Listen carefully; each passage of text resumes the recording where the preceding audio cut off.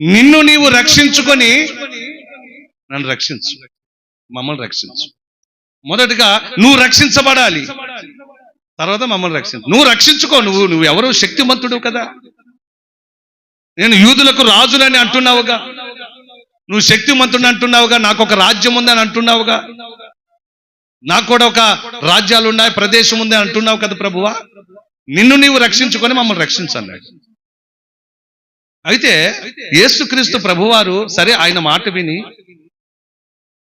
అతన్ని రక్షించాడే కట్టండి, ఆ దొంగని రక్షించాడే కట్టండి, బ్రతుకునిచ్చాడే కట్టండి, సిలువ నుంచి దించేశాడే కట్టండి. ఏం చేస్తాడట? ఏం చేస్తాడా దొంగ? ప్రభుని వెంబడిస్తాడా? శిష్యులు వెంబడిస్తాడా? బోధ చేస్తాడా? సువార్త ప్రకటిస్తాడా? అనేకులు మార్చే ప్రయత్నంతో ముందుకు కొనసాగి పరుగులు తీస్తాడా? చెప్పండి.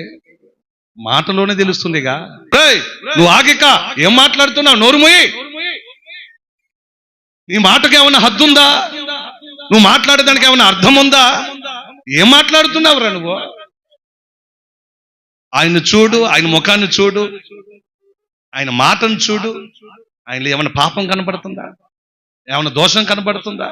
ఏమైనా నేరాలు చేసిన వాడిలా కనబడుతున్నాడా? మనం దొంగలం. మనం ఎవరో? మనం దొంగలం, హంతకులం, కూనికోరులం, దోపిడిగాళ్ళం. ఏమైనా చేసేస్తాం, మనకు అడ్డేంటి? ఏదైనా చేస్తాం, ఎలాగైనా బ్రతికేస్తాం, మనకు అడ్డేంటి? మనకు అడ్డేంటి? కాస్త నోరు మూసి కూర్చుంటావా? ఏ నేరము చేయని ఆయన్ని మన పక్కన అసలు తలుచుకుంటుంటేనే నా మనసు కుదురు లేకుండా పోతుందిరా. మన దొంగల మధ్యలో ఆయన ఏ నేరము చేయని పావనామూర్తి మన మధ్యలో సిలువేయబడటం ఏంటి?